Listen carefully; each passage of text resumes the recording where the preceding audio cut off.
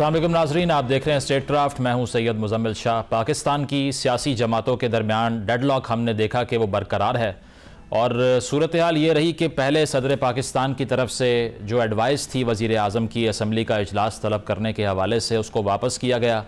आज दोबारा वज़ीर आज़म ने वो एडवाइस भेजी है। इसके अलावा अगर नून लीग के सीनियर रहनुमाओं की बात करें, पीपल्स पार्टी के स्टांस की इस पर बात करें, तो वो ये कहते हैं कि सदर पाकिस्तान आइन की जो वायलेशन है उसके मुर्तकिब हो रहे हैं। इनफैक्ट उनके ख़िलाफ़ कार्रवाई का भी मुतालबा किया जा रहा है। उसकी वजह यह कि कॉन्स्टिट्यूशन ये कहता है कि किस रोज़ के अंदर इंतखाबात के बाद असम्बली का इजलास बुलाया जाएगा, जिसकी आखिरी तारीख 29 बनती है, 2 दिन की दूरी पर है। लेकिन अब तक इजलास तलब करने के हवाले से प्रेसिडेंट ऑफ पाकिस्तान की तरफ से कोई रिस्पांस नहीं आया। और ये रिस्पांस इसीलिए नहीं आया कि उनका क्लेम ये है कि सारी पार्टीज़ के जब तक मखसूस मेंबरान यानी कि माइनॉरिटी सीट्स पे और ख़वातीन की नशस्तों पर मुकम्मल नहीं होते तो इजलास नहीं तलब करेंगे। अब ये जो फ़ैसला है ये इलेक्शन कमीशन के पास मौजूद है। हमने देखा कि आज मुख्तलिफ़ सियासी पार्टियाँ, जिसमें नून लीग भी है, MQM भी है, पीपल्स पार्टी भी है, उनकी तरफ से फ़ारूक नसीम साहब, फ़ारूक अशनाइक साहब, आज़म नज़ीर साहब पहुँचे और उन्होंने आर्ग्यू ये किया कि सुन्नी इत्तेहाद काउंसिल को स्पेशल सीट्स ना दी जाएँ। उसकी वजह यह है कि जनरल सीट पर ये कोई भी नशस्त नहीं जीती, तो एक ऐसी पार्टी जिसको आवाम ने रिजेक्ट किया वो मखसूस नशस्तें डिज़र्व नहीं करती। ये भी कहा जा रहा है उनकी तरफ से कि अब ताख़ीर से इन्होंने नशस्तों के लिए अप्लाई किया, तो इसीलिए भी ये फ़ैसला इनके हक़ में नहीं आना चाहिए। लेकिन दूसरी तरफ सुन्नी इत्तेहाद काउंसिल का ये मौक़िफ़ है कि वो डिज़र्व करते हैं कि मखसूस नशस्तें उनको मिलें। उनका जो कोटा है और जो हिस्सा है मखसूस सीट्स का, ये किसी और को मिलना अवाम के मैंडेट से मजाक करने के मुतरादिफ़ है। तो इस पर हम गुफ्तगू करते हैं कि आया मखसूस नशस्तों के ऊपर कोई पार्टी क्यों लचक नहीं दिखा रही और इलेक्शन कमीशन से क्या एक्सपेक्टेशंस हैं। इसी हवाले से सुन्नी इत्तेहाद काउंसिल के सरबराह हामिद रज़ा साहब हमें ज्वाइन कर रहे हैं, उनसे इस हवाले से बात करते हैं। शुक्रिया हामिद साहब आपके वक्त का। हामिद साहब ये बताइएगा कि आज इलेक्शन कमीशन के अंदर हमने देखा जिस तरह से समाअत हुई, आपके तहफ़्फ़ुज़ात भी रहे। अब इस पर कहा यह जा रहा है कि ज़ोर ज़बरदस्ती करके मखसूस नशस्तें आपको नहीं लेने देंगे, ना आपने फ़हरिस्त जमा करवाई मखसूस नशस्तों की, ना कागज़ात नामज़दगी जमा कराई। ये बयान है अता तारड़ साहब का, कैसे रिस्पॉन्ड करेंगे इसको आप? जी बिस्मिल्लाहिर्रहमानिर्रहीम। देखें जी, मैं अता तारड़ साहब के बयान को तो रिस्पॉन्ड नहीं करूँगा, क्योंकि मैं बहरहाल उन्हें जो उनका तर्ज तखातुब है और जो उनका तर्ज सियासत है, मैं किसी भी बदतमीज़ आदमी की बात को रिस्पॉन्ड नहीं करता, क्योंकि आपको उन्हीं के लेवल पर नीचे आना पड़ता है और मेरा कम अज़ कम ये लेवल नहीं है, ना मेरे बुजुर्गों की, ना मेरे ख़ानदान की तरबियत ये है कि ऐसे आदमी की बात का जवाब दिया जाए। जहाँ तक दूसरी चीज़ का ताल्लुक है, हम गए इलेक्शन कमीशन ऑफ पाकिस्तान के अंदर और बिल्कुल ये कोई छुपी हुई चीज़ नहीं है कि हमने लिस्ट जमा नहीं करवाई थी। लेकिन देखें, 2 चीज़ें हैं, एक है आईन पाकिस्तान और दूसरी चीज़ है रूल्स एंड प्रोसीजर। आईन पाकिस्तान ये कहता है कि किसी भी पार्टी के पास अगर आज़ाद इंडिपेंडेंट शमूलियत इख्तियार करते हैं और उनकी तादाद अगर उस स्पेसिफिक अमाउंट तक पहुंचती है, मखसूस तादाद तक पहुंचती है जहां पर वो एक नशिस्त क्लेम कर सकते हैं, तो उनको नशिस्त मिलेगी। ये आईन पाकिस्तान कहता है। उसके तहत हमारे पास 87 MNAs हैं, तो उसके अगेंस्ट हमारा क्लेम ये है और हमने लेटर भी लिखा इलेक्शन कमीशन को अराउंड 6 डेज अगो कि हमें हमारी लिस्टें अलॉट की जाएं। अच्छा, अब रूल्स एंड प्रोसीजर्स ये कहते हैं कि आपने इतनी तारीख को लिस्ट जमा करवानी थी, इतनी तारीख को नहीं करवानी थी।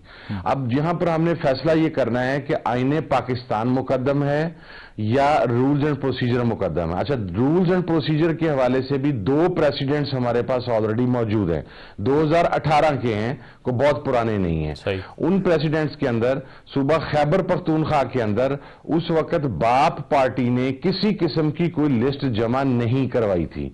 तो इलेक्शन कमीशन ऑफ पाकिस्तान ने जब उनकी सीटें वहां से निकल आई, उन्होंने रिक्वेस्ट की जिस तरह हमने की, तो इलेक्शन कमीशन ऑफ पाकिस्तान ने उन्हें वो नई लिस्ट और फिर उसका नया शेड्यूल देकर उनको वो मखसूस सीटें अलॉट की। इसी तरीके से पंजाब में अकलियती नशिस्तों के हवाले से भी इलेक्शन कमीशन ने यही तर्ज अमल इख्तियार किया कि वहां पर पहले अकलियती नशिस्तों की लिस्ट ही जमा नहीं थी, लेकिन जब वो सीटें निकल आई तो उन्होंने कहा कि जी हमें अकलियती नशिस्तें दी जाएं, तो इलेक्शन कमीशन ऑफ पाकिस्तान ने उसमें नया शेड्यूल जारी करके उन्हें अकलियती नशिस्तें अलॉट की। तो हमको ऐसी चीज तो मांग नहीं रहे जो पहले आइन में कानून में मौजूद नहीं है। हम वो चीज मांग रहे हैं जिसका प्रेसिडेंट गुज़श्ता इलेक्शन के अंदर ऑलरेडी मौजूद है। तो there is nothing new in it. Aamir साहब, वैसे कदा कलामी की माजरत, ये ताखीर से दरख्वास्त जमा कराने की वजूहात क्या थी? नहीं, जो ताखीर से हमारी दरख्वास्त जमा करवाई गई थी उसकी वजह आज ये थी कि हम जो इलेक्शन कंटेस्ट कर रहे थे, चूंकि तीनों अलाइड पार्टी थी, SIC भी, MWM भी और PTI भी, हमने पंजाब में ये फैसला किया था कि हम एज एन अलाइड फोर्स जाएंगे, इकट्ठे जाएंगे और PTI के निशान बल्ले पर इंतखाब लड़ेंगे। और PTI ने उस वक्त जो लिस्ट जमा करवाई थी वो लिस्ट सिर्फ खाली PTI की नहीं थी, वो लिस्ट MWM की भी थी और सुन्नी इत्तेहाद काउंसिल की भी थी। तो हमने उस वक्त भी वो रिक्वायरमेंट फुलफिल की थी, अकॉर्डिंगली फुलफिल की थी, उसमें किसी किस्म का कोई लुकनत बाकी नहीं थी। लेकिन चूंकि बाद में बल्ले का निशान उड़ा दिया गया। अच्छा, अगर हमें पता होता कि बल्ले का निशान इन्होंने उड़ा देना है तो हम वो list as an allied force जमा करवाने की बजाय अपनी अलग-अलग जमा करवा देते। But as it was decided कि हम एज एन अलाइड फोर्स लड़ेंगे, तो उसकी वजह से इतना से इशू आया। और एक अनफॉर्चुनेट इशू ये है कि पाकिस्तान की पॉलिटिक्स में एक लीगल आर्ग्यूमेंट होता है, एक पॉलिटिकल आर्ग्यूमेंट होता है। अब पॉलिटिकल आर्ग्यूमेंट आजम नजीर साहब ने भी आज ये किया कि एक उस जमात के प्लेटफॉर्म से पार्लियामान में आना चाह रहे हैं जो एक सीट भी नहीं जीत सकी, अवाम ने रिजेक्ट कर दिया, इसीलिए डिजर्व ही नहीं करते स्पेशल सीट। आजम नजीर तारड़ साहब जो है ना, चूंकि मैं अब वो कानूनदान है इस वजह से नहीं, लेकिन बहरहाल सीनियर मेरे से बड़े हैं उम्र में, मैं इस वजह से उनका अदब करता हूं, वगरना उनकी जो जुबान है उसके शर से खैर पाकिस्तान में महफूज कोई नहीं है। मैं आपको एक बात बताता हूं, आजम नजीर तारड़ साहब को शायद इल्म में नहीं है, मुताला करना जो कि पसंद नहीं ना करते। प्रॉब्लम यह है कि बड़े बड़े पढ़े लिखे लोग भी जब उनकी एफिलिएशन PMLN के साथ हो जाती है तो वो फिर हवा के अंदर बातें चलाना पसंद करते हैं। दो बातें मैं यहां पर कोट करूंगा। आज नंबर 1 उन्होंने ये कहा कि जी अली जफर साहब बाहर आके तो बड़ा गरजे बरसे और अंदर उन्होंने अगले दिन का टाइम ले लिया। अगले दिन का टाइम अली जफर साहब ने नहीं लिया। वहां पर आर्गूमेंट ये हुआ था कि जनाब हमारी दरखास्त जो आज से 6 रोज पहले हमने आपको दी है, आपने वो दरखास्त तो हेयरिंग के लिए मुकर्रर नहीं की। रातों रात कल आपने 4 दरखास्तें सी और आज अब हम सुबह अदालत में अपील हुए हैं तो ये 6 दरखास्तें हो गई हैं। आपने हमारे खिलाफ दरखास्तों को रातों रात नंबर लगा के सुबह उनकी टोटल तादाद 6 करके आपने हेयरिंग के लिए फिक्स कर दिया और जिनकी दरखास्त 1 हफ्ते से आपके पास पेंडिंग पड़ी है उसके ऊपर आपने डिसाइड नहीं किया, उसे फिक्स नहीं किया। दूसरा कि वहां पर अगर कोई अपनी पर्सनल कैपेसिटी में आया है तो वहां पर MQM किस कैपेसिटी में रिलीफ मांग रही है, वहां पर MQM की तो सीट नहीं बनती मखसूस, वहां पर पाकिस्तान पीपल्स पार्टी और PMLN अगर रिलीफ मांग रही हैं तो वो एज अ पार्टी फिर इसके अंदर शामिल हो ना, फिर वो किसी एक सिंगल फर्द को खड़ा करके तो उसके पीछे छुप के फिर ना सीटें क्लेम करें। तो वो वहां पर हुक्म दिया गया जी कि आप फरीक बने। अच्छा, दूसरी बात जो उन्होंने ये कहा कि जी अवाम ने रिजेक्ट कर दिया, और यार अल्लाह के बंदे, मैं इंडिपेंडेंट इलेक्शन लड़के कौमी असम्बली का मेंबर बनाऊं, मेरी पार्टी के 3 MPA इंडिपेंडेंट इलेक्शन लड़के सूबाई असम्बली के मेंबर बने हैं। अगर अवाम ने रिजेक्ट कर दिया होता तो हम तेरे सामने जो कौमी असम्बली के मेंबर और सूबाई असम्बली के मेंबर बैठे हैं ये को हवा से वारिद हो गए हैं। ये मिस हैंडलिंग थी। जिस वक्त बल्ले के निशान पे हमने लड़ने का फैसला किया था तो रात को 12 बजे तो मोहतरमुल मुकाम वो मुंसफ आला काजी फायज ईसा साहब ने बल्ले का निशान उड़ा दिया। जब उन्होंने बल्ले का निशान उड़ाया तो आरोज ने कहा आपके पास तो 5 मिनट है टिकट जमा करवाने के लिए। मैं खुद अपनी पार्टी का टिकट नहीं जमा करवा सका मेरा भाई, जिसकी वजह से मुझे इंडिपेंडेंट हैसियत में इलेक्शन लड़ना पड़ा और मैं कौमी असम्बली का रुकन मुंतखब हुआ। तो आमिर साहब, अब इस तरह से अमल का बिल्कुल जिसका आप भी गिला कर रहे हैं, अब अगर आपको मखसूस नशिस्तें नहीं देता इलेक्शन कमीशन तो आपके पास 2 रास्ते हैं, एक अदालतों का और दूसरा सड़कों का, कौन सा चूज करेंगे? हम दोनों रास्ते चूज करेंगे। ये इनकी खाम ख्याली है कि ये दांस दौंद बदमाशी के साथ ये हमारे मैंडेट को चोरी कर लेंगे। पहले इन्होंने इमरान खान का मैंडेट जिस तरीके से चोरी किया है, आप ये देखें कि हमारे पास पंजाब के 60+ सूबाई असम्बली के वो हल्के हैं जहां पर हमारे पास 100% फॉर्म 45 मौजूद है, ठीक है, और इन्होंने फॉर्म 47। अच्छा, एक तो हम धांधली की बात कर रहे हैं। मेरा सवाल यह है कि मुस्लिम लीग नून जो या मरियम साहबा जो पंजाब में मैंडेट लेके बैठी हैं, ये मियां जावेद लतीफ की बात का तो जवाब दे दें, ये शाहिद खाकान अब्बासी की बात का जवाब तो दे दें, ये चौधरी निसार की बात का जवाब तो दे दें। पार्टी के सीनियर 3 लोग हैं। कौन ला ताल्लुकी का ऐलान कर रहा है? वो कह रहे हैं कि जो बयान दिया जावेद लतीफ साहब ने जाती राय है उनकी।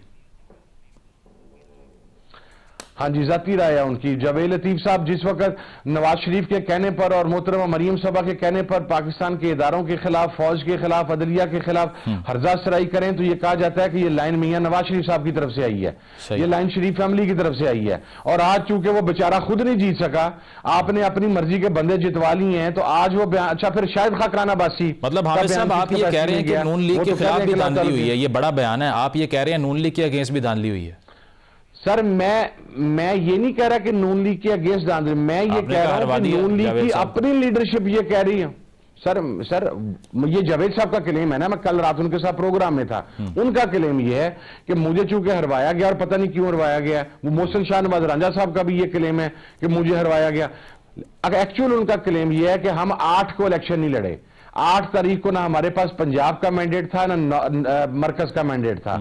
मियां जावेद लतीफ साहब, शाइख खाकान अब्बासी साहब, चौधरी निसार साहब और सीनियर लीडरशिप ये फरमाती है कि हमें 9 का मैंडेट मिला है, 9 तारीख को हम इलेक्शन जीते हैं। अच्छा, अब ये बताइए तो पंजाब में मैंडेट हासिल किया बिल्कुल गया। पंजाब का मुझे बताइए, वहां सुना है मुतवाजी इजलास साहब बुला रहे हैं, अपना स्पीकर, अपना डिप्टी स्पीकर, अपना वजीर आला आप वहां पे मुंतखब अगर करा लेंगे तो इसका ये मतलब समझें कि अगले 5 साल तक आप नहीं आएंगे असेंबली में, या बॉयकॉट की सूरत हाल बनाने जा रहे हैं? नहीं, ये बात आप बिल्कुल ज़हन से निकाल दें कि हम बॉयकॉट बनाने जा रहे हैं। हमें तो खदशा ही है, ऐसा नहीं होना चाहिए। वो हम सर बिल्कुल ऐसा नहीं होगा। वो आपको पता है कि एक चीज होती है टोकन धरना। आप अपना एहतजाज रजिस्टर्ड करवाते हैं, असेंबली के बाहर आके सीढ़ियों पर बैठते हैं और उसके बाद उठ के आप अंदर चले जाते हैं। हम एहतजाज रजिस्टर्ड करवाने के लिए बाहर आए कि मखसूस नशिस्तें पूरी नहीं है, ऐवान मुकम्मल नहीं है, स्पीकर साहब ने वोटिंग स्टार्ट करवा दी है। हमारे अराकीन जब अंदर जाने लगे तो पता लगा जी स्पीकर साहब ने दरवाजे बंद कर दिए हैं और वहां पर काउंटिंग शुरू होगी। वो हमारे अराकीन तो बेचारे दरवाजे खड़काते रहे। वो इसलिए इन्होंने किया कि इन्होंने कहा कि एक बड़ा सुनहरा मौका है, ये बाहर एहतजाज करने गए, दरवाजे बंद कर लो, क्योंकि मरियम साहब के औसान खता हो जाते हैं जब उनके ऊपर को तनकीद करता है या जब उनके ऊपर को क्रिटिसिज्म हो। और इसी वजह से मियां असलम इकबाल भी ऐवान में नहीं दाखिल होने दिया गया कि मरियम नवाज उसको आर्गूमेंट के साथ रिस्पॉन्ड नहीं कर सकेंगी। उनकी जुबान तो हमा वक्त नश्तर बरसाने पर वो उसके अंदर मशगूल होती है। नहीं, वो कुछ लोग इल्जाम लगा रहे हैं आपके ऊपर, वो कह रहे हैं कि ये तो फैसिलिटेट कर दिया मरियम साहिबा को, आपने काम ही आसान कर दिया उनका बॉयकॉट करके। नहीं, वो जाके जरा हकायक से आगाह नहीं है। ये अभी इजलास होने लगा ना, इन्होंने मिनी जो बजट है इसका सेशन की इन्होंने अप्रूवल लेनी है ना, तो आपको बताएंगे फैसिलिटेशन कैसे। हामिद साहब आपको इस भी पता लगेगा, आपको इस मरकज में भी पता चलेगा। आपको इस बात का अंदाजा है कि जिस पार्टी के मेंबरान को आपने लिया है वो तकरीबन 10-12 साल से कन्फ्रंटेशन की पॉलिटिक्स तो कर रहे हैं, फिर 9 मई में उनके सारे टॉप टीयर लीडर्स जेल में चले गए। अब अगर दोबारा वही रवैया वो इख्तियार करते हैं, पार्टी के सरबराह तो आप हैं, तो सोचा आपने कि कहीं आपके लिए मसाइल खड़े ना कर देंगे? नहीं सर, मैं भी 7 साल से पाकिस्तान तहरीक इंसाफ के साथ ही खड़ा हूं। मैं एक चीज के लेकिन आपने कन्फ्रंटेशन कभी नहीं की। हाँ, हमारी पार्टी के अंदर भी सर नहीं, मेरे ऊपर भी बड़ा, मैंने कन्फ्रंटेशन की नहीं, लेकिन मेरे पे बगावत के पर्चे पता नहीं किस लिए हो गए हैं, गद्दारी के पर्चे किस लिए हो गए हैं इसका मुझे भी नहीं पता लगा। मैं सानिया 9 मई के अंदर हसास इदारे के दफ्तर पर हमले की FIR के अंदर भी मैं मुलजम ठहरा दिया गया। उसके अलावा गद्दारी और बगावत के हम देखें, एक बात मैं आपको बड़ी वाज़ेह बताऊंगा, मैं ये समझता हूं और ये मेरा बड़ा क्लियर स्टांस है और ये इमरान खान साहब का भी स्टांस था कि हमें इदारों के साथ कन्फ्रंट नहीं करना। और मैं इसको मजीद खोल के आपके सामने बयान कर देता हूं कि अफवाज पाकिस्तान हमारी हैं, ये मुल्क हमारा है। हम ना अफवाज पाकिस्तान के साथ किसी किस्म की कन्फ्रंटेशन चाहते हैं, ना हम किसी को इजाजत देंगे कि वह अफवाज पाकिस्तान के खिलाफ किसी किस्म की हर्जासराई करे। हाँ, हमारी लड़ाई PDM की फोर्सेस के खिलाफ, और जो PDM रही नहीं खैर, मुस्लिम लीग नून के खिलाफ या पाकिस्तान पीपल्स पार्टी के खिलाफ या MQM के खिलाफ है कि जिनको मैंडेट चोरी करवा के मुसल्लत किया गया है।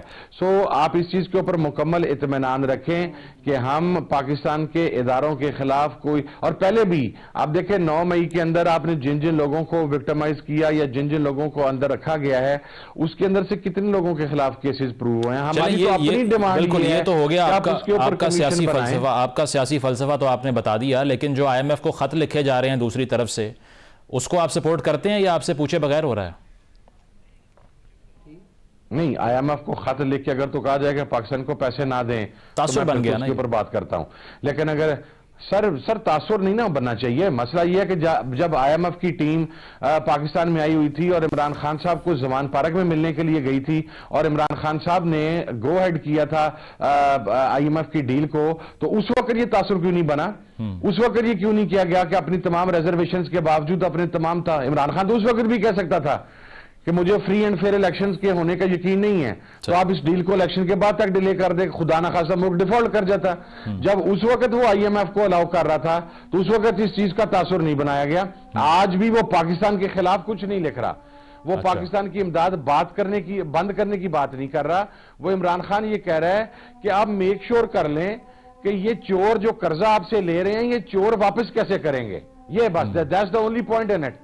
तो उसके अंदर पाकिस्तान के खिलाफ कोई बात नहीं है। इस नहीं, आलमी फोरम पे अगर आप ये बात करें उसका फिर इम्प्लीकेशन मुश्किल हो जाता है ना कौम के लिए भी। पहले भी शौकत तरीन साहब की कॉल सामने आई थी, वो कह रहे थे कमिट ना कीजिएगा, कर्जा IMF का वापस नहीं करेंगे। तो सर IMF आया ना पाकिस्तान, और पहली मरतबा अगर IMF को इन चोरों के ऊपर इतना एतमाद होता तो पाकिस्तान की तारीख में पहला मरतबा इस तरह हुआ कि IMF उठ के अपोजिशन के लीडर के पास पहुंच गया, ना जाता IMF जब गया और IMF ने कहा कि जी इलेक्शन फ्री एंड फेयर होंगे तो वो बात वहां पर खत्म होगी। अच्छा, ये मैं आपको बात अर्ज करूं, ये लेटर इमरान खान साहब से पहले मोहतरमा बेनजीर भुट्टो साहबा भी लिख चुकी हुई हैं। अच्छा, ये मोहतरमा बेनजीर भुट्टो साहबा के दौरे हुकूमत में भी ये दौरे अपोजिशन में ये खत लिखा गया था कि जनाब ये हुक्मरान चोर हैं, तो IMF इनको पैसे जारी करने से पहले सोचे। सही है। आज पीपल्स पार्टी किस मुंह से तनकीद करती है? उनकी तो लीडर ने खुद IMF को खत लिखा हुआ है इसे। ठीक है, सुन्नी इत्तेहाद कौंसिल के आप सरबरा हैं, तो वजीर आजम के उम्मीदवार आप क्यों नहीं हैं? देखें, बहसीयत MNA मैं ये समझता हूं, और बल्कि आप MPA भी अगर हों, कोई भी पार्लियामेंटेरियन हो, तो हर इंसान की को पोर्टफोलियो लेना उसकी ख्वाहिश होती है। आपकी लेकिन है? मैं अपने हार्ड स्टांस की वजह से नहीं, मेरी नहीं है, मैं अपने हार्ड स्टांस की वजह से। आपने कहा हर आदमी की ख्वाहिश होती है, लेकिन आपकी नहीं। फॉर द प्राइम मिनिस्टरशिप मेरी इसलिए मैं, आप मुझे मिनिस्ट्री कह सकते हैं कि अगर हमारी गवर्नमेंट आ जाती तो मेरा मिनिस्ट्री का मैं क्लेमेंट जरूर होता कि मैंने बड़ी जद्दोजहद की है, मेरी पार्टी। फाइनेंस मिनिस्ट्री तो आप नहीं चाहेंगे जो हालात हैं, वैसे गैस कर रहा हूं मैं। नहीं, फाइनेंस तो कोई भी नहीं चाहेगा। फाइनेंस के लिए फाइनेंस के एक्सपर्ट ही चाहिए होंगे, उनको पास वही चाहिए चाहिए। लेकिन मैं आप इस बात का सिर्फ इतना सा जवाब दे दूं, चूंकि पीपल्स पाकिस्तान तहरीक इंसाफ की क़यादत ने अपने बैक्ड कैंडिडेट की एक इतनी बड़ी खेप मेरी पार्टी के अंदर एंटर कर दी है, और एक इतना बड़ा खान साहब ने, इमरान खान साहब ने मेरे पे ट्रस्ट किया है कि मेरा ख्याल है कि मैं उसके बाद अब अगर किसी और चीज को डिमांड करूं, कोई और चीज, तो वो it is against my principles. नहीं, वैसे एहसान तो आपने उनके ऊपर नहीं किया ज्यादा, उनके पास सिंबल ही नहीं था, आपने उनको निशान दे दिया, तो आप फिर क्यों प्रेशर फील कर रहे हैं? नहीं, प्रेशर नहीं भाईजान। जब दो दोस्तों के दरमियान दोस्ती होती है ना, तो मुश्किल वक्त जब आता है तो दोस्त अपने दोस्त के साथ खड़ा होता है। वैसे आपने कहा ये पूरी खेप मेरी पार्टी में आ गई, उनकी तरफ से पूरी खेप आ गई, इसके लिए कोई कॉल तो नहीं आई आपको कि उनको ले लें? अख्तर इकबाल डार साहब के ऊपर प्रेशर आया, उन्होंने PTI नजरियाती के बाद में जब बैनर लगना शुरू हो गए तो उन्होंने बैकआउट कर दिया। आपको किसी ने कहा था ये पूरी खेप ले लें आप, या खुद ही किया आपने? भाईजान, मैं तो पिछले 10 माह से मफरूर हूं। मैं ना किसी के कहने पे लोग लेता हूं, ना मैं किसी के कहने पे किसी का साथ छोड़ता हूं। मैं आपको बताऊं, मेरी अपनी हमशीरा 9 मई के FIR में न सिर्फ नामजद हैं बल्कि इश्तिहारी भी हैं। मेरे 3 भाई, मेरे खानदान के 9 अफराद, मेरी पार्टी के 180 प्लस लोग, ठीक है, जो 9 मई के, और मुझे नहीं पता क्यों है, उनमें से कई तो मुल्क में भी नहीं थे और वो उन FIRs के अंदर फंसे हुए हैं। मैं 9.5 माह मफरूर रहा हूं मेरा भाई, 12 दिन मैंने इलेक्शन की कैंपेन की है, तो मैं किसी के कहने के ऊपर नहीं इस किस्म का काम करने वाला। सही है। और ना मैं किसी के पर्पस को सर्व करने वाला। आखिरी सवाल हमने आपको बता रहा हूं पॉलिसी, ठीक है, आखिरी सवाल हमने देखा है कि PTI की पॉलिटिक्स जो है वो उसमें काफ़ी स्टंट्स भी होते हैं। एक स्टंट ये था कि असम्बलियों से इस्तीफे दे के बाहर आ जाओ, दूसरा ये था कि जब वोट लेने का कहा गया सुप्रीम कोर्ट की तरफ से, उन्होंने असम्बली डिसॉल्व कर दी। पहले ये कहा अमेरिका असम्बली तोड़ना चाह रहा है, फिर खुद तोड़ दी। अगर कल को आपको कहते हैं कि इस्तीफे दे दें सारे, तो हामिद साहब मान जाएंगे इस बात पे? फिर अगर इमरान खान साहब मुझे कहेंगे तो हामिद साहब सबसे पहले इस्तीफा देंगे। हामिद रजा उससे इंस्टेबिलिटी आ जाएगी, आप मुल्क का नहीं सोचेंगे? असेंबली ऑफ पाकिस्तान सर, मुल्क का देखिए, ताली दोनों हाथों से बजती है। हम तो मुल्क ही सोच रहे हैं। ठीक है, अगर आपने मैंडेट चोरी कर दे, मैंने तो पहले मुतालबा किया था कि अगर आपने ऐसे करना है तो आप इंतखाब ना करें, खाली नोटिफिकेशन निकाल दें। शहबाज शरीफ द प्राइम मिनिस्टर और मोहतरमा मरियम नवाज साहबा द चीफ मिनिस्टर, बात खत्म करें। आपने हमें भी जलील किया, मकसद है हम हलकों में, हम रुपोशियों में, पता नहीं कहां का नोटिफिकेशन निकाले, परे मारे, हमें नोटिफिकेशन पे भी इतराज नहीं है। सही है, कम से कम ये सुकून तो होगा कि खाली नोटिफिकेशन के जरिए ये लोग आए हैं। अब इस घिनौने अमल को जमहूरियत का चेहरा देने की कोशिश तो ना की जाए, ये हमारी एक ओनली डिमांड है। ठीक है, बहुत बहुत शुक्रिया। हामिद रजा साहब हमारे साथ मौजूद थे। उनका कहना यही था कि इलेक्शन कमीशन की तरफ से मखसूस नशिस्तें हमें नहीं दी जाती तो एहतजाज भी किया जाएगा, अदालतों का रुख भी किया जाएगा, लेकिन उनकी पार्टी इसको एक्सेप्ट नहीं करेगी। एक ब्रेक शामिल करते हैं, ब्रेक के बाद वापस आएंगे। Stay with us. Welcome back नाजरीन। पाकिस्तान के सियासी हालात की अगर बात की जाए तो इलेक्शन से पहले सुनने में सिर्फ ये आ रहा था कि इंतखाबात इसलिए ज़रूरी हैं कि तमाम सियासी पार्टियां बैठ कर बात करें, मसाइल का हल तलाश करें, मईशत के बारे में सोचें और जो अहम मसाइल हैं पाकिस्तान के उससे मुल्क को निकालें। लेकिन सूरत हाल इसके बरक्स इसीलिए बन चुकी है कि सदर पाकिस्तान की तरफ से इजलास बुलाने से इनकार करना, आज दोबारा वज़ीर आज़म की तरफ से एडवाइस भेजा जाना और उसके बाद में हम ये देख रहे हैं कि सुन्नी इत्तेहाद कौंसिल जो कि तहरीक इंसाफ बैक्ड मेंबरान को अपनी पार्टी में शामिल करवाती है, वो अब चाह रही है कि मखसूस नशिस्तें उनको दी जाएँ, लेकिन इलेक्शन कमीशन की तरफ से जो रवैया उनके साथ इख्तियार किया जा रहा है उस पर ख़ासा एतराज़ है उनको। वो ये कह रहे हैं कि हमारा जो केस है वो भी लेट टेकअप किया गया और इसके बाद ये कि जो डिज़र्विंग कैंडिडेट्स हैं उनको स्पेशल सीट्स नहीं दी जा रही। दूसरी जानिब से आर्ग्यूमेंट ये आ रहा है कि एक ऐसी जमात जो कि दरअसल कोई सीट जनरल नशिस्त जीतने में कामयाब नहीं हुई, क्या वो डिज़र्व भी करती है स्पेशल सीट या नहीं। लेकिन इस सारी सूरत हाल का क्रक्स ये है कि इंस्टेबिलिटी पाकिस्तान में बरकरार दिखाई देती है और साथ साथ ये कि इस पार्लियामान के अंदर जहाँ मुख्तलिफ़ सियासी पार्टियों ने बैठ के हल तलाश करना था वो फ़िलहाल सारी सियासत एक दूसरे के ख़िलाफ़ कर रही हैं। तो सवाल ये है कि आया स्टेबिलिटी की तरफ कैसे पहला कदम बढ़ेगा, कंसेंसस कैसे होगा। मिसाक मईशत जिसको सब याद करते थे कि नहीं हो पा रहा, क्या इस बार हो पाएगा या नहीं, इससे गुफ्तगू हम अपनी शुरू करते हैं। हमारे साथ आमिर ज़िया साहब मौजूद हैं, सीनियर सहाफ़ी हैं, तजिया निगार हैं, और मुशर्रफ ज़ैदी साहब हमारे साथ मौजूद हैं, तजिया निगार हैं। आप दोनों का बहुत शुक्रिया। आमिर ज़िया साहब, आपसे जानना चाहेंगे, सबसे पहले ये बताइएगा कि सदर पाकिस्तान की तरफ से जो पोजीशन ली गई है पार्लियामान का इजलास ना बुलाने के हवाले से, वो ये कहते हैं कि पहले तमाम मेंबरान को पूरा जो है वो इख्तियार मिलना चाहिए कि वो अपनी स्पेशल सीट्स पे लोगों को रेकमेंड कर सकें, उसके बाद इजलास बुलाना पड़ेगा। अब दूसरी तरफ राय ये है कि आइन के अंदर तो वाज़े लिखा हुआ है कॉन्स्टिट्यूशनल वायलेशन हो जाएगी अगर ये इजलास 21 दिन के अंदर अंदर तलब नहीं होता। तो क्या फिर हम ये कह सकते हैं कि जो स्टांस है इसके ऊपर पीपल्स पार्टी का, नून लीग का, कि आइन की वायलेशन कर रहे हैं प्रेसिडेंट, आप मुत्तफिक हैं इससे? देखिए, मसला ये हुआ है कि हमारे यहाँ टेढ़ापन जो है, अगर आप कहें जी सदर की तरफ से है तो एक सवालिया निशान है, अगर आप कहेंगे इलेक्शन कमीशन ऑफ पाकिस्तान की तरफ से है तो एक सवालिया निशान है। होना तो ये चाहिए था कि दुनिया भर में ये होता है कि जब आप एक इंतखाबात में जाते हैं तो आपकी पार्लियामेंट मुकम्मल होती है, और जो एक हमारे कभी इस तरह की रिवायत हुई भी नहीं कि जी कि नामुकम्मल पार्लियामेंट के साथ अगर आपका झगड़ा चल रहा है, कभी पहले कोई झगड़ा हुआ नहीं था मखसूस नशिस्तों पर, मुझे तो याद नहीं पड़ता कि कभी ये चीज भी हुई हो। लेकिन अब यहाँ पर बहुत सारी नई चीजें हो रही है, बहुत सारा नया टेढ़ापन आ गया है उसमें, ये कि जो कभी सोचा भी नहीं था हमने कि जी मखसूस नशिस्तों पर झगड़ा होगा, आज हो रहा है। तो इसकी बड़ी जिम्मेदारी मैं समझता हूँ इलेक्शन कमीशन ऑफ पाकिस्तान पर है कि उस तरह से साफ और शफाफ इंतखाबात जो कि उसकी जिम्मेदारी है वो कराने में नाकाम रही। कम से कम जो पब्लिक परसेप्शन है मुजम्मिल साहब, वो बड़ा मनफी हुआ है। चले कि मुकम्मल पब्लिक परसेप्शन नहीं हुआ मनफी, तो बहुत सारे पाकिस्तानी समझते हैं कि इंतखाबात जो है वो सही तरह से नहीं हुए। प्री पोल इतराजात थे लोगों को, पोलिंग डे अच्छी तरह गुजरा, लेकिन फिर काउंटिंग में वो हुए इतराजात हुए। अब दुनिया भर में ये होता है कि जी अगर मखसूस नशिस्तें हैं आपकी और दायरे के एक अच्छी तादाद है और तो फिर माइनॉरिटी की नशिस्तों की, तो फिर उसका फैसला आपको पता है कि एक ग्रुप बैठा हुआ है, उस ग्रुप को डिनाई किया गया, उसका सिंबल नहीं मिला।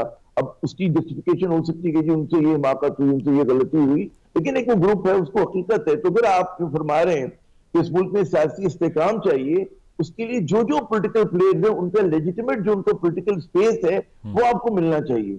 अगर वो नहीं मिलेगा तो आपकी सोसाइटी में, आपके समाज में और आपके सियासत में इसी तरह का महाजारा ही रहेगी। अब अगर ये आप तस्वीर कर लेते कि जी ठीक है कि नामुकम्मल पार्लियामेंट है और नामुकम्मल पार्लियामेंट जो है वो लीडर ऑफ द हाउस भी मुंतखब कर लेगी, और फिर ये सवाल होगा कि जी वो लोग जो एक ग्रोह, एक नई छतरी तले जमा हुए हैं, उनका कहाँ नुमाइंदगी होगी माइनॉरिटीज की और खवातीन की? क्या वो सीटें जो है वो नून लीग को मिल जाएंगी, वो पीपल्स पार्टी को मिल जाएंगी, जिनकी नशिस्तें मजमूई तौर पे इस बड़े आमिर साहब वो देखिए ना, नशिस्तों वाली बात पर तो हम आते हैं, क्योंकि अब सुन्नी इत्तेहाद काउंसिल में वो शामिल हुए, वो कोई जनरल सीट पे इलेक्शन लड़के जीत नहीं सके, साहिबजादा हामिद रजा ने उसको ज्वाइन किया बाद में। अब सदर पाकिस्तान के बारे में जो हम बात कर रहे हैं, जो आपने कहा कि जिम्मेदारी इलेक्शन कमीशन पे आती है, तो उसके ये सारी सूरत हाल के बावजूद भी इजलास तो तलब करना ही पड़ेगा, अदरवाइज कॉन्स्टिट्यूशन का फिर आप क्या करेंगे, उसको अवॉइड कर दें फिर? हमारी देखिए, हमारा तो आइन कहता था कि जब सूबाई असेंबली चली जाए तो एक मुकर्रर मुद्दत के अंदर इंतखाबात होने चाहिए, लेकिन हमने देखा कि आइन की वायलेशन हुई और मुल्क चलता रहा। तो अभी हम देखें पिछले 1.5-2 बरस में बहुत ज्यादा आइन की पामाली हुई है। सही। तो कहीं से आपको दुरुस्त करने का अमल शुरू करना पड़ेगा, और अगर वो दुरुस्त करने का अमल ये होगा कि नहीं, यहाँ पर हम कहते हैं कि मैंडेटरी 21 दिन में हम बुला लेते हैं, सही। और वो नशिस्तें हम किसी और को दे देते हैं या वो खाली रखते हैं, मुझे नहीं पता क्या उसके ये लोग फैसला करेंगे। तो जो आपका हमारा एक मतमा नजर है कि जी इस मुल्क में इस्तेकाम आए, वो नहीं आएगा। ठीक है, लड़ाई होती रहेगी, लड़ाई होती रहेगी, बढ़ती रहेगी। सही सही। मुशर्रफ साहब, आप क्या समझते हैं? तो आप शुरू करें। ठीक है, मुशर्रफ साहब, प्रेसिडेंट ऑफ पाकिस्तान का रोल, खासी तनकीद कर रही है नून लीग भी, पीपल्स पार्टी भी, इस पर कॉन्स्टिट्यूशनल वायलेशन का उनको एक्यूजेशन लगा रहे हैं उनके ऊपर। आप मुत्तफिक हैं इस बात से कि अब आगे बढ़ना चाहिए? पार्लिमानी साल का आगाज़ ही ऐसे हो रहा है कि लड़ाई के अलावा कोई चीज़ नज़र नहीं आ रही है, अनफॉर्चुनेटली। मेरा उन लोगों में शुमार है जो हर अहम मरहले पे यही जो है इल्तिजा करते हैं हमारे सियासी आकाओं से कि आका, साईं, बाप, दादा, नाना, जो कहलवाना चाहें आप, खुदा के लिए किसी तरह इस मुल्क के लोगों पर जो जुल्म हो रहा है उसको उससे हट के और मुल्क में इस्तेहकाम लेके आते हैं। तो जब हमने ये बात की नवंबर 2021 में, जब जमहूरियत सूझी थी इमरान खान को और वो लड़ पड़े थे अपने आकाओं से, तब भी हमने यही इल्तिजा की। फिर जब पीएमएल नून और पीपीपी जाके उसी गोद में बैठे, जाके उसी गोद में बैठे जिस गोद से उनको जो है बहुत जिल्लत के साथ जो है फेंका जा चुका था, एक को एक दफा, दूसरी को कई दफा। तो तब भी हमने कहा कि चलें अब ये वोट ऑफ नो कॉन्फिडेंस हो गया, अब फौरन इलेक्शन करवा लें ताकि मुल्क में इस्तेहकाम आ सके। फिर ये आमिर जिया साहब ने बिल्कुल दुरुस्त इसका हवाला दिया कि जब कॉन्स्टिट्यूशनल वायलेशन का मेरा ख्याल है आप, मैं और आमिर तीनों हम जो है चीख रहे थे कि ये जो असेंबलियां डिसॉल्व हुई हैं खैबर पख्तूनख्वा की और पंजाब की, तो इसके बाद हर तरह से आईनी जो शिक है वो उसकी खिलाफ वर्जी होगी अगर टाइम पे इलेक्शन ना हुए। आपको याद होगा अप्रैल 2023 में, मार्च 2023 में हम यही जो है कह रहे थे कि अगर हम अभी इसको जाने देंगे तो आगे जाके जब आईनी वायलेशंस होंगी तो वो मसला जो है वो बन खड़ा होगा, क्योंकि एक प्रेसिडेंट एस्टैब्लिश हो चुका होगा।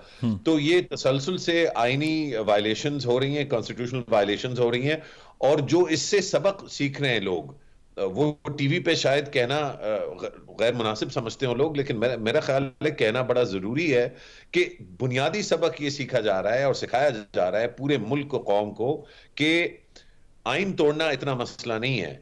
बस ये जरूर हो कि आपके पास इतनी ताकत हो कि आप उस तोड़ने के बाद अपना सीना तान के भी खड़े हो सकें। जाहिर बात है अलवी साहब सदर पाकिस्तान हैं और वो आइन की खिलाफ वर्जी जो है करके और उसको बर्दाश्त कर सकते हैं। बेचारा जो मोटरसाइकिल वाला है या रिक्शा वाला है जिसको रोक के उससे जो रिश्वत दी जाती है, वो बेचारा जो भी वायलेट करता है छोटी सी चीज, चाहे वो नहीं, मुशर्रफ साहब कल को कॉन्सिक्वेंसेस तो हो सकते हैं ना उनके लिए। बहुत से वज़रा आज़म भी जब कुर्सी पे थे कुछ नहीं हुआ, जब उतारे गए तो जेल में गए बाद में। जी, लेकिन क्योंकि उन्होंने ये देखा कि जिनको जेल में फेंका गया था बगैर किसी बुनियाद के, अब वो वापस जो है बतौर एक जो है वजीर आला पंजाब के तौर पे आई हैं, पहली दफा एक खातून वजीर आला जो है जो पाकिस्तान को नसीब हुई, और दूसरे जो वजीर आजम दूसरी दफा बनने जा रहे हैं। इन दोनों को 2017 और 18 में ये करार दिया गया था कि ये बिल्कुल जो है इस काबिल नहीं है कि इनको इंसाफ भी मिले, इनको सीधा सीधा जेल में डाल दो, क्योंकि हमने टीवी पे बहुत सारे जो है ब्रेकिंग न्यूज चलाई है कि ये चोर हैं तो इनको जेल में डाल दो। और अलवी साहब जो है वो उस वक्त जारी बात है इसके बेनिफिशियरी थे, इनकी पार्टी बेनिफिशियरी थी, लेकिन क्योंकि उन्होंने ये देखा कि इसको करने के बाद ये वापस इख्तिदार में आ गए, तो अब उनको यकीनन जो है बड़ा कॉन्फिडेंस मिला होगा कि जो भी वो कर ले आइन के साथ आने वाले दिनों में, चाहे वो 1 साल लगे, 2 साल लगे, एक एक्सटेंशन के बाद हो, 2 के बाद हो, 3 के बाद हो, एक वक्त आएगा जब इस वक्त जो जेल में है उनकी भी बारी आएगी, तो वो इस कॉन्फिडेंस के साथ जरूर आइन को। ये अनफॉर्चुनेट साइकिल जो है वो चला जा रहा है, लूप जो है। आमिर साहब, आप ये इस बारे में क्या समझते हैं कि पीटीआई के जो एतराज़ात हैं कि सुन्नी इत्तेहाद काउंसिल को स्पेशल सीट्स नहीं दी जा रही, क्या ये एतराज़ उनका इलेक्शन कमीशन से ही बनता है? क्योंकि सिंबल तो ईसीपी ने नहीं छीना, वो तो सुप्रीम कोर्ट के फैसले से प्रेसिडेंट सेट हो गया ना, अब उस पर किससे गिला करना है उन्होंने? वही कह रहा हूं कि एक बुनियाद में टेढ़ापन आ चुका है हमारी सियासत को, और पूरे ये जो इंतखाबात हुए 2024 के, उसमें एक पार्टी वो बेशक मतलब है कि काबिलियत, आप उसके ऊपर पाबंदी लगा दें, और मतलब है कि आप एक करते फिर बिल्कुल इसी तरह के मेजर लेना चाहिए था। अगर आप समझते हैं कि ये बड़ा खतरनाक मशवरा दे रहे हैं आप। नहीं, मैं बात कर रहा हूं ना कि देखिए दो चीजें होती है ना, अब एक अजीब गरीब सूरत हाल है मुजम्मिल साहब, कि वो पार्टी है भी और वो पार्टी नहीं भी है। उस पार्टी को वोट डालने वाले भी हैं, लेकिन उनकी जो तमन्नाएं हैं, उनकी जो आर्जुन वो आर्टिकुलेट नहीं हो रही हैं। तो या तो आप बंद कर दें, आप कहें कि जी नहीं है, तो फिर आप कहीं नए सिरे से फिर बात शुरू होगी। लेकिन जब आप कह रहे हैं कि जी पीटीआई, और हम सब टीवी पे कहते हैं कि जी पीटीआई बैक्ड हैं, ठीक है, तो उनको फिर मतलब है अगर उनके 90 लोग हैं, 92 लोग हैं, 92, 93 हैं, तो भाई उनको फिर उनकी सीट भी मिलनी चाहिए। अब आप प्रोसीजर्स के अंदर जाकर जो है आप उस चीज को ब्लॉक कर रहे हैं, और यही हुआ। हमने देखा कि प्रोसीजर्स जो है, अगर आप राइट साइड पर हो पावर दैट बी के, तो आपके हक में आप उनको वायलेट भी करें तो चल रहा होगा मामला, लेकिन अगर आप रॉन्ग साइड पर है तो आप सही भी है, या आपने फिर छोटी सी भी गलती की है तो आप काबिल गर्दन ही हो जाते हैं। तो बात ये होती, कहीं से हम लोग कहें कि जी जैसे कल मरियम साहिबा कह रही थी मैं सियासी इंतकाम नहीं लूंगी और हम नए सिरे से बात शुरू करेंगे, तो कहीं उन्होंने कहा मैं उनकी भी वजीर आला हूं जिन्होंने मुझे वोट नहीं दिया, तो वाकई तो फिर आपको ये करना पड़ेगा कि आपको लोगों को सांस लेने की जगह देनी पड़ेगी, और आपको कहीं से कोर्स करेक्शन का आगाज करना होगा। नाज़रीन, प्रोग्राम में एक ब्रेक शामिल करते हैं, ब्रेक के बाद वापस आएंगे। Stay with us. Welcome back नाज़रीन, गुफ्तगू के सिलसिले को आगे बढ़ाते हैं। मुशर्रफ साहब, ये बताइए, अब जिस तरह से एहतजाज की तो बात होती है, क्या तमाम पार्टीज इस वक्त यही चाहती हैं कि अपोजिशन में बैठ जाएं? क्योंकि हमने देखा है कि वजारत उज़्मा लेने से भी लोग डर रहे हैं। ये क्या सूरत हाल हो गई है? पाकिस्तान में तो अखबार में 10वें ग्रेड की नौकरी का इश्तिहार आ जाए तो लाइन लग जाती है अप्लाई करने वालों की। वज़ीर आज़म बनने के लिए कोई अप्लाई नहीं करना चाह रहा। ये मैं तो समझता हूँ इसमें कोई इब्हाम हमें नहीं होना चाहिए कि एग्जैक्टली वो सूरत हाल है जो सूरत हाल बननी चाहिए जब आप इस निज़ाम के साथ वो खिलवाड़ करेंगे जो आपने किया है पिछले कम से कम 2011 से। लेकिन अगर आप गिनती 2022 के फरवरी से शुरू करना चाहते हैं तो उसमें भी 100 बिस्मिल्लाह, उसमें कोई इशू नहीं है। अपनी मनपसंदी जो है वो एक इंसानी बुनियादी जो है हुकूक में शामिल है कि आप जिस तरह चाहें फैक्ट्स को दे सकते हैं, लेकिन आप जिस तरह से भी देखें, आप जो है फैक्ट्स को फरवरी 2022 से शुरू करें या अक्टूबर 2011 से शुरू करें या उससे पहले चले जाएं, 65 में चले जाएं, 47 चले जाएं, 70 चले जाएं, जिसको उसमें आपने रंगना है रंग लें, लेकिन रंग वो एक ही है, और वो ये है कि इस मुल्क में वजीर आजम बनना जो है वो गाली है। आप बन के दिखाइए वजीर आजम, और फिर देखिए कि आपके साथ निजाम कैसे कैसे इंतकाम करता है। शाहिद खाकान अब्बासी हों आप, चाहे जुनेजो साहब हों आप, चाहे नवाज शरीफ साहब हों, बेनजीर साहब हों, इमरान खान नियाजी साहब हों, कि इनमें से किसी की जो कहानी है वो एक दूसरे से कोई इतनी ज्यादा फर्क नहीं है। तो ये अब अगर हम इसको लेके और इस कॉन्टेक्स्ट को लेके हम कहें कि देखो इलेक्शन कमीशन में खराबी, मैं खुद कह रहा हूं, और 100% इलेक्शन कमीशन के जो चलाने वाले लोग हैं उनको शर्म से जो है मतलब ज्यादा सख्त अल्फाज इसलिए नहीं करने चाहिए क्योंकि वैसे ही बहुत सख्त माहौल है, लेकिन बहुत ज्यादा शर्म आनी चाहिए उनको। लेकिन जिस माहौल में इलेक्शन कमीशन ये सारी चीजें कर रहा है वो माहौल है जिसमें एक बहुत पॉपुलर फॉर्मर वजीर आजम जेल में बंद पड़ा है, एक उसको टांग में गोली लग चुकी है, दूसरा वजीर आजम जो है वो मुश्किल से बहुत ही मुश्किल से वापस आया है, उसको नहीं पता कि वो कितनी देर जेल से बाहर रहेगा और कब उसको वापस जो है मुल्क से जो है निकलना होगा। एक और वजीर आजम है जिसको हक बोलने पे अपनी पार्टी से जो है उसको अलग कर दिया गया है। एक और वजीर आजम में जो वजीर आजम बनने से पहले 6 साल जो है जेल कर चुका है और उसको पता है कि ऐन मुमकिन है कि वो अगर फिर आता है किसी तरह की भी हुकूमत के रोल में वो फिर जेल चला जाएगा। तो जब ये हालात होंगे तो ये उम्मीद रखना कि हमारे डिप्टी कमिश्नर्स, हमारे आरओज, हमारे प्रिजाइडिंग ऑफिसर्स और हमारे चीफ इलेक्शन कमिश्नर या प्रोविंशियल इलेक्शन कमिश्नर्स जो हैं उनमें बड़ा दम होगा, बड़ा सरिया होगा। ये बिल्कुल एक गैर माकूल एक्सपेक्टेशन। ठीक है आमिर साहब, अब फिर वे फॉरवर्ड क्या है? अगर तो ये एहतजाजी सियासत चलती रही इस तरह से कि जिस जगह से आप जीत गए, चाहे वो KP हो या कोई भी सीट हो, वहाँ पर इलेक्शन ठीक होता है, उसके अलावा सब गलत होता है। अब धांधली के क्लेम्स तो पाकिस्तान की अनफॉर्चुनेट हिस्ट्री के अंदर हर इंतखाब के बाद लगते रहे हैं, लेकिन प्रेसिडेंट साहब हों या फिर अब सुन्नी इत्तेहाद कौंसिल के ये रिपीटेड एहतजाज हों, नहीं चलने देंगे, कैसे आगे बढ़ें फिर? देखिए, ये वो इलेक्शन है कि जिसमें सिर्फ हिज़्ब इख्तिलाफ ही नहीं, जो जीते हैं वो भी इतराज कर रहे हैं। आप देखिए, पीपल्स पार्टी को एक तहफ़्फ़ुज़ात हैं, यहाँ पे GDA जो कि सबको पता है किस तरह की जमात है, अलायंस है, उसको इतराज़ात हैं, कौम परस्तों को इतराज हैं। तो कोई ना कोई तो टेढ़ापन है। अब होना ये चाहिए कि भाई जिसके पास इख्तियार है, जो लोग जीत कर आए, वो कोर्स करेक्शन करना शुरू करें, बजाय इसके कि आप मजीद जो है उन गलतियों को मजीद पुख्ता करें। तो कहीं ना कहीं आगाज होगा तो वो ये होगा कि जनाब आप जो पार्टी इलेक्ट होकर आई हैं उनको आप उनका जायज हक दें। वो जो एक विच हंटिंग हमारे यहाँ जारी है, जबर का एक परसेप्शन बन गया कि जी बहुत जबर हो रहा है, उसको खत्म होना चाहिए। चीजें कानून और आइन के मुताबिक होनी चाहिए। आइन और कानून पे अगर आप चलेंगे और कोशिश करें कि जी कौमी इत्तेफाक से राय पैदा हो, जब तक कौमी इत्तेफाक से राय, उसके लिए जाहिर है कि जिसके पास इख्तियार और हुकूमत है वो आकर जो है इनिशिएटिव ले सकता है, लोगों को टेबल पे बिठा सकता है। आमिर साहब, वो इजलास में नहीं बैठ रहे ना? पंजाब में आपने देखा कि उन्होंने बाहर खड़े होकर उन्होंने कहा कि हम अपना वजीर आला अलग ले आएंगे। अब इतनी नॉन कॉपरेशन में कौन साथ बैठेगा, बिठाएगा कौन? एक तो ये बड़ी अच्छी बात हुई कि वो लोग नहीं आए, वरना इजलास में उधम मच रहा होता और मरियम साहिबा ने जितनी अच्छी तकरीर की उन्हें मौका नहीं मिलता। तो लोग तो ये क्वेश्चन कर रहे हैं क्या उन्होंने मरियम साहिबा को फैसिलिटेट किया? तो ये भी इल्जाम लग रहा है। तो वो क्या PTI की अपनी सियासत है, लेकिन अगर संजीदा पब्लिक ग्रेड से अलग होकर कहीं पर जो है गुफ्तगू का आगाज किया जाए, सही लोगों को श्योरिटी दी जाए कि जनाब अब यहाँ से जो चीजें हैं वो बड़ी मेरिट के ऊपर होंगी, उस तरह से होंगी जो हमारा आइन और कानून देगा, तो वे फॉर्ड मिलेगा। ठीक है, बहुत बहुत शुक्रिया मुशर्रफ ज़ैदी साहब। आमिर ज़िया साहब हमारे साथ मौजूद थे और तवक्को यही करनी पड़ेगी तमाम जमातों से, बशमूल सुन्नी इत्तेहाद कौंसिल से, कि वो अब जो भी हुकूमत बन रही है, चाहे वो पीपल्स पार्टी नून लीग के इत्तेहाद के साथ है, नंबर उनके पास मौजूद है, उनके साथ बात करके मसाइल का हल निकालें और मुल्क को इस गंभीर मसाइल के अंबार से बाहर निकाल सकें। एक ब्रेक शामिल करते हैं, ब्रेक के बाद वापस आएंगे। Stay with us. नाज़रीन, प्रोग्राम में आपने मुलाहिज़ा किया, अपना फीडबैक ज़रूर दीजिएगा। इजाज़त दीजिए, अल्लाह हाफ़िज़।